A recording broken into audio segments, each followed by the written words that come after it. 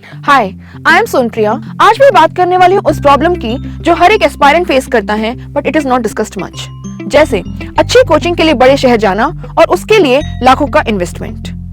I have found the solution in super coaching, जहां आपको पढ़ाएंगे 20 plus super teachers from Lukman IAS, Azad IAS academy etcetera, जिन्होंने 3000 plus selections करवाए हैं।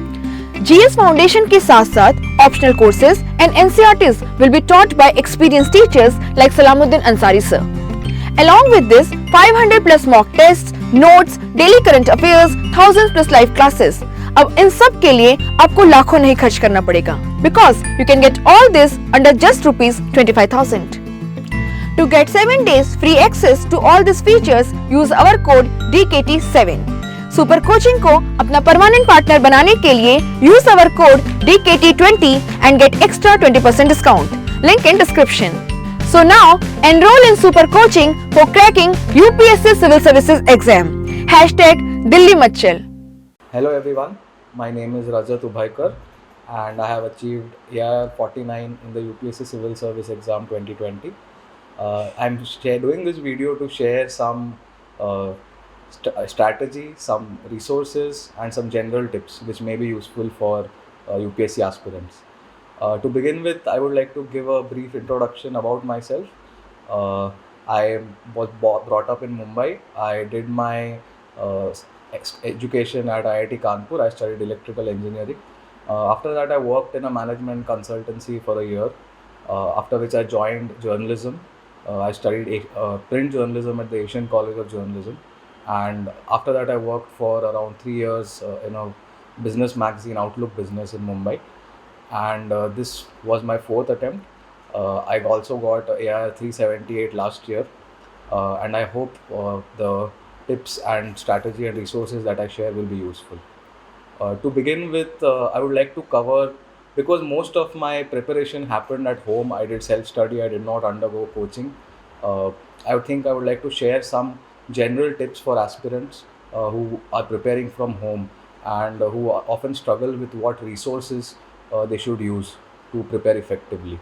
I would like to share some of the resources I used during my preparation journey. So firstly, for daily current affairs, which is a crucial part of the UPSC, I used to refer to the Hindu, Indian Express, and I also used to refer to Business Standard for business use news. This was my basic for whatever newspapers I used to refer to. Apart from that, I also used to refer to Insights IAS for their daily current affairs. And among newspapers, if you have time to only read one, I would suggest you choose Indian Express.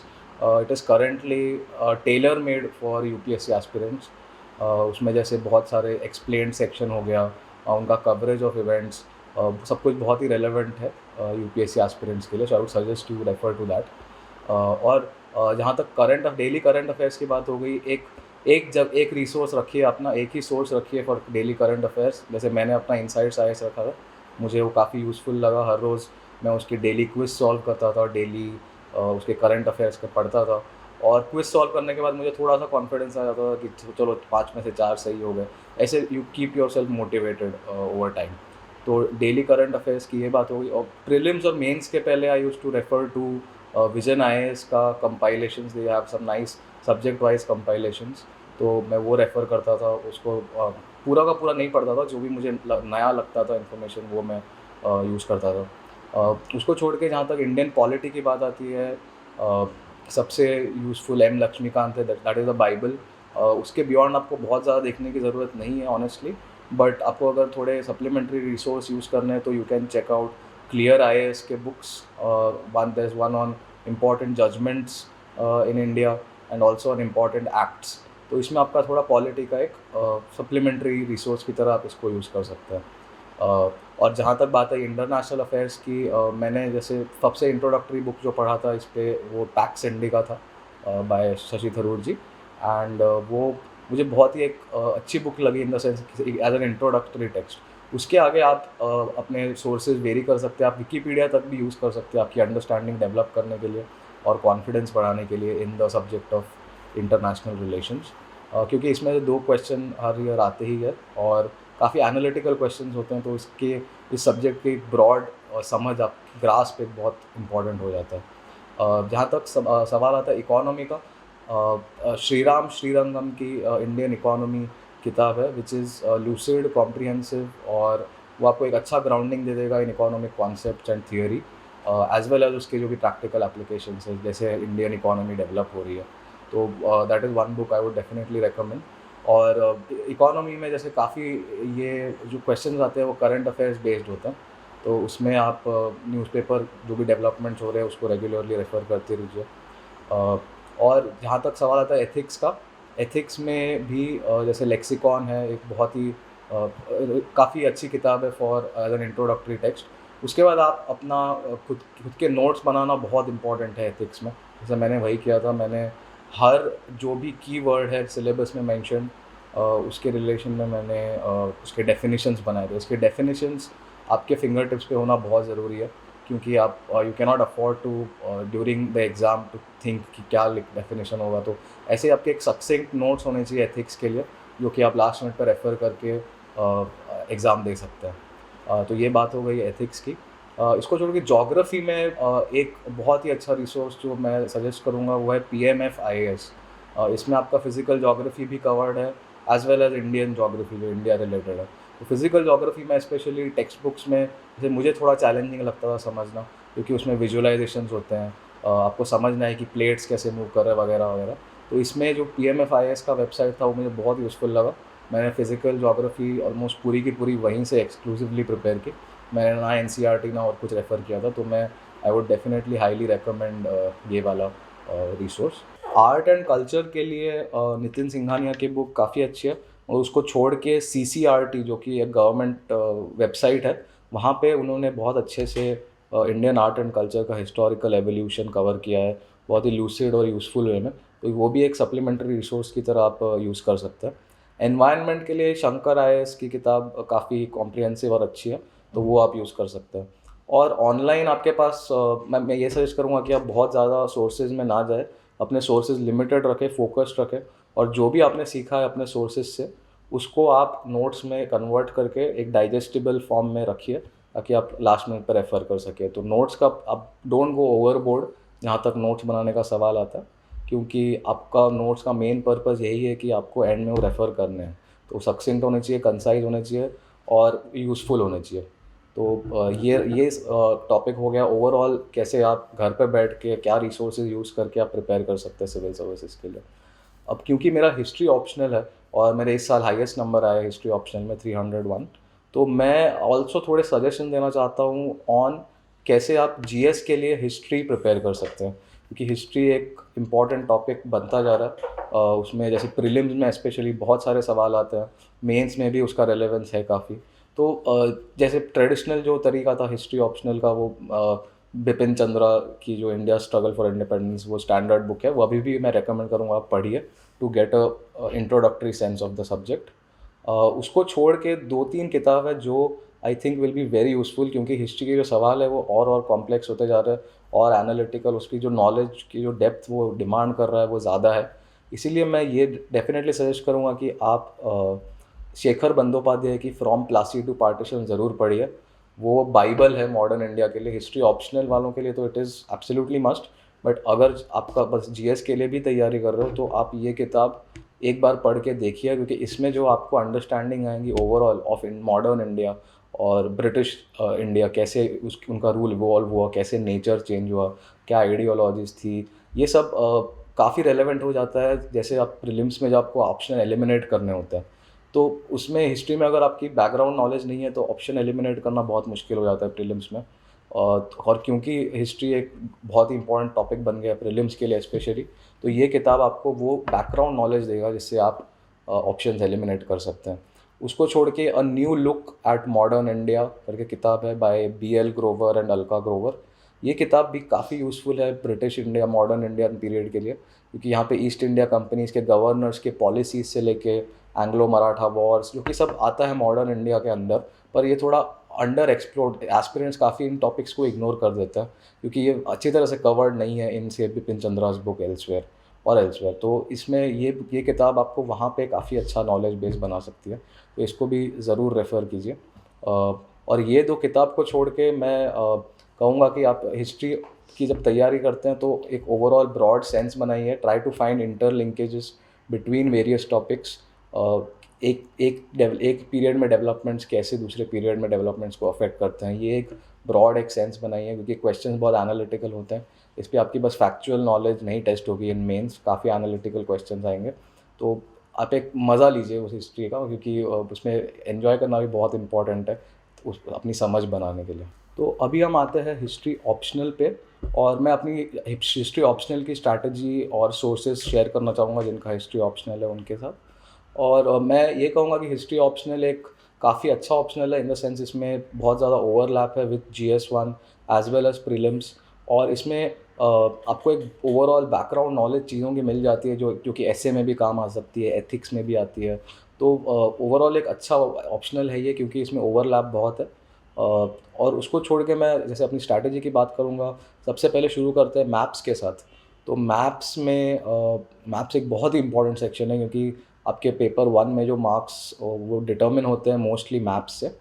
और तो इसके लिए मैंने 2 sources refer किए थे। एक है self study history के मैप्स, उन्होंने कॉम्प्रिहेंसिव काफ़ी सारे मैप्स बनाए हुए हैं period wise, section wise and so on, वो यूज़फुल है।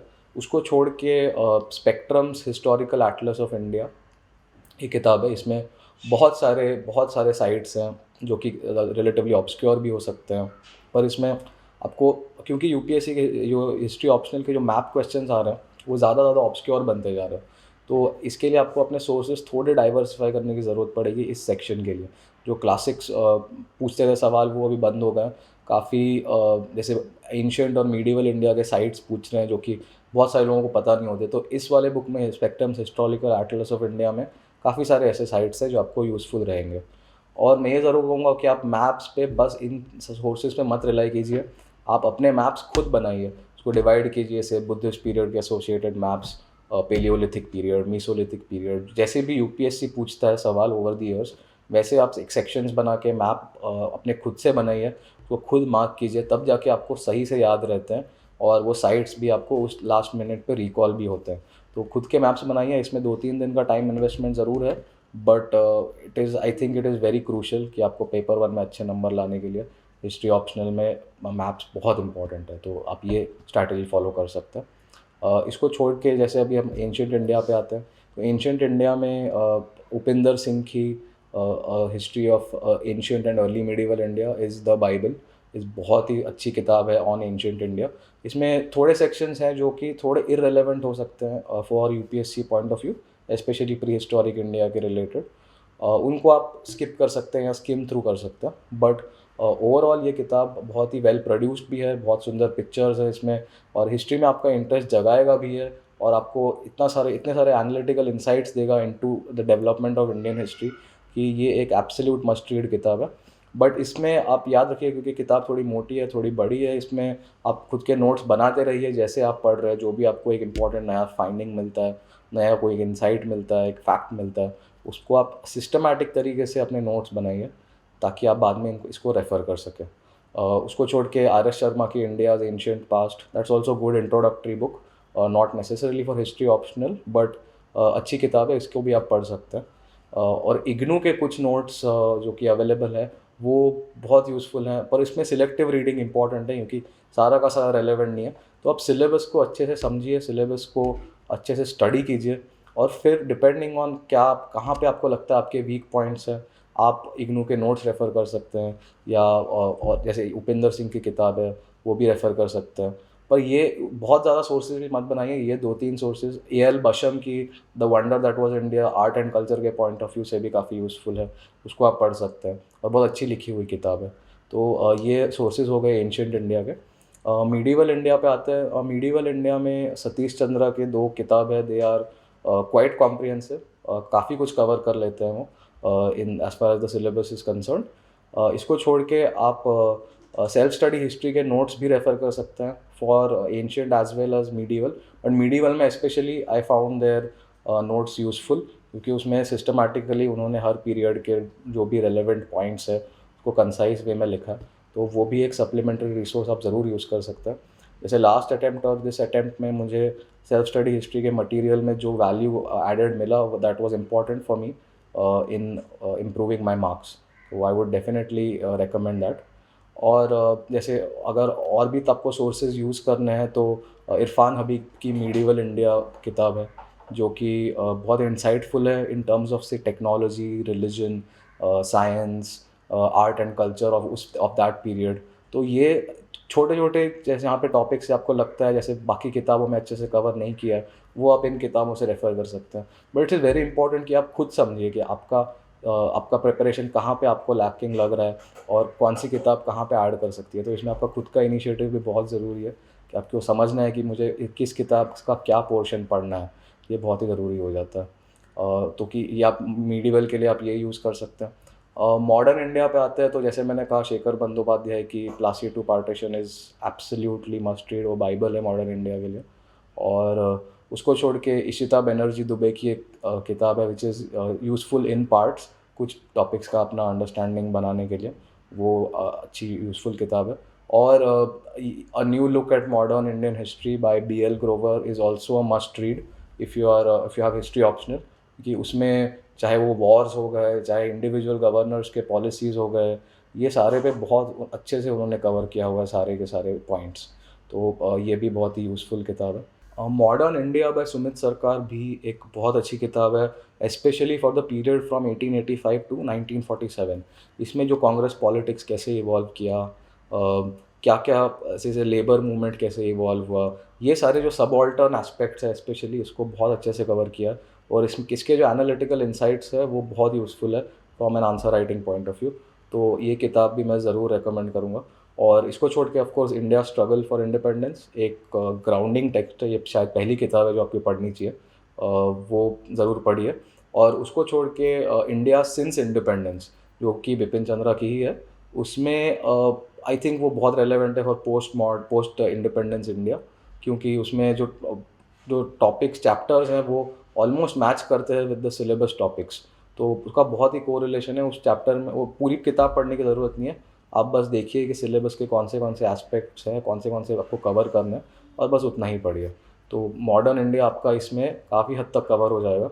और आप सेल्फ स्टडी हिस्ट्री के नोट्स भी देख सकते हैं एज सप्लीमेंट्री रिसोर्स, जहाँ पे भी आपको लगता है कि ये सब टॉपिक में मुझे कॉन्फिडेंस नहीं है या मुझे और पढ़ना है, तो वहाँ पे आप इसके नोट्स देख सकते हैं। वर्ल्ड हिस्ट्री की बात हो गई, वर्ल्ड हिस्ट्री में भी जैसे नॉर्मन लॉ के कुछ चैप्टर्स बहुत यूज़फुल हैं, जैसे फैशिज्म इन इटली हो गया। और कुछ चैप्टर्स पूरी बुक पढ़ने की ज़रूरत नहीं है, वो काफ़ी है, उसमें इररिलेवेंट भी है, तो उस पर पूरा बुक पढ़ने में आप टाइम अपना वेस्ट मत कीजिए।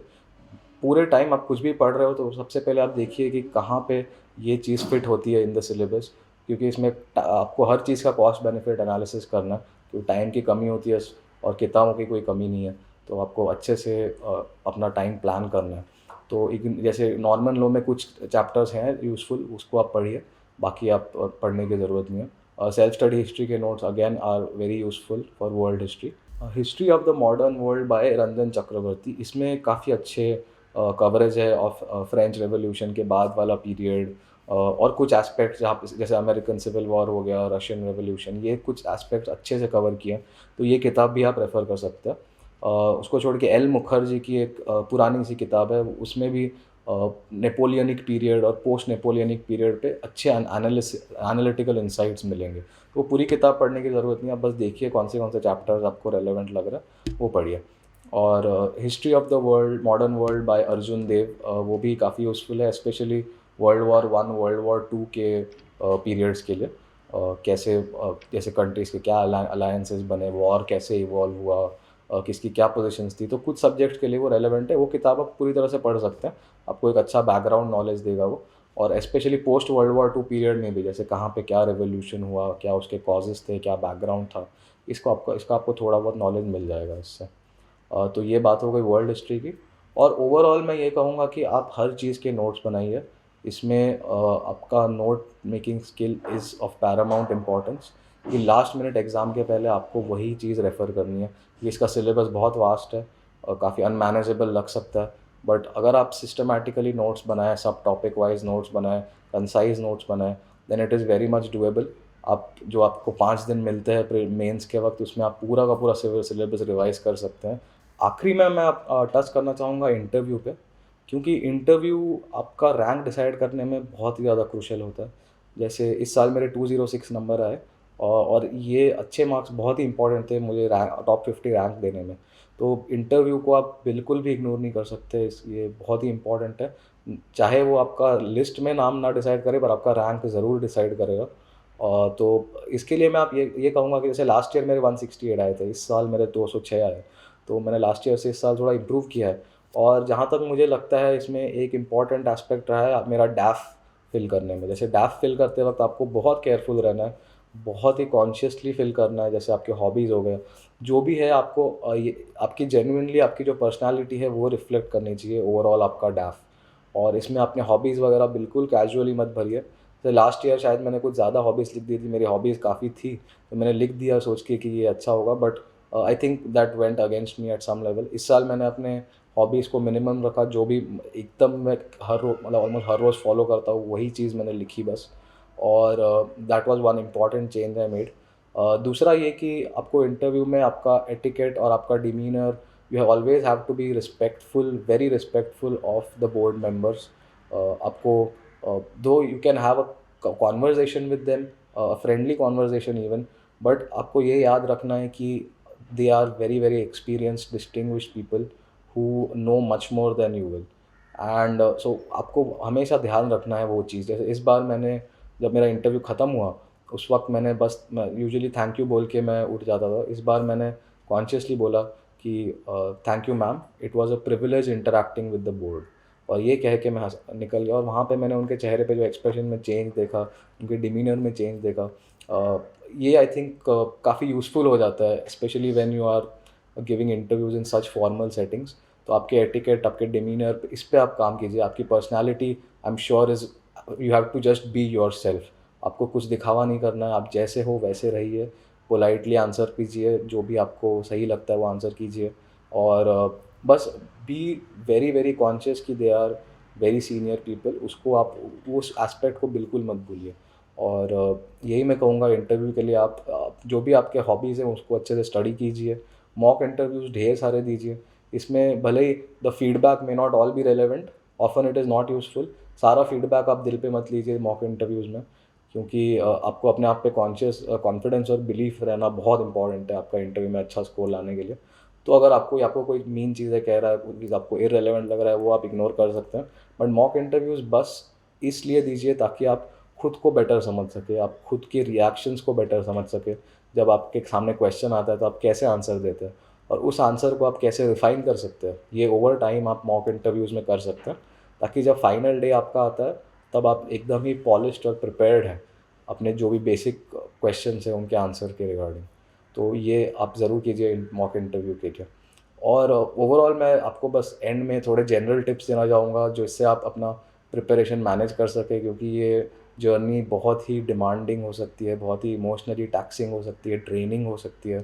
तो इसमें आपको अपना इमोशनल हेल्थ और इमोशनल रेजिलियंस मेंटेन करना बहुत इंपॉर्टेंट होता है। तो ये आप दो तरीके से कर सकते हैं। एक सबसे इंपॉर्टेंट चीज़ याद रखने के लिए कि जो भी आपको एंग्जाइटी होती है, जो भी आपको मेंटल स्ट्रेस होता है इस एग्ज़ाम के रिलेशन में, वो बस दो कारणों से होता है। या तो आप अपने पास्ट पे ड्वेल कर रहे हैं, आप बस पास्ट में क्या हुआ है वो सोच रहे हैं, या तो आप फ्यूचर के बारे में टेंशन ले रहे हैं। ये दो चीज़ों के कारण ही आपका एंग्जाइटी और स्ट्रेस आता है। तो आप जितना हो सके फ़ोकस कीजिए, you live in the moment, जो कि कहते हैं, करना कहना आसान होता है, करना मुश्किल होता है, मैं मानता हूँ, बट आप ये ज़रूर ट्राई कीजिए। आप जो भी आपका एक डेली टारगेट बनाइए कि मुझे आज इतना पढ़ना है, मुझे इतने ये चैप्टर्स कवर करना है, ये पोर्शन कवर करना है, और बस उस पे फ़ोकस कीजिए। ये मत सोचिए कि यार लास्ट ईयर मेरा प्रीलिम्स में नहीं निकला, मैं इस बार निकाल पाऊँगा कि नहीं। ये सेल्फ डाउट तभी आता है जब आप पास्ट या फ्यूचर में जीते हैं। आप बस प्रेजेंट में फ़ोकस्ड रहिए, अपने मोमेंट को एन्जॉय कीजिए, इस प्रोसेस और जर्नी को एन्जॉय कीजिए, ये सबसे इम्पॉर्टेंट है। तो आप डेली टारगेट्स बनाइए, और एक रफ़ ऐसे ब्रॉड वीकली टारगेट्स भी बनाइए, जिससे आप ट्रैक कर सकें कि मैंने जो सिलेबस कवर किया है वो काफ़ी है कि नहीं। कि बिफोर द मेन से अराउंड 1 महीने पहले तक मेरा ओवरऑल एक मुझे कॉन्फिडेंस होना चाहिए कि मैंने सिलेबस कर लिया है।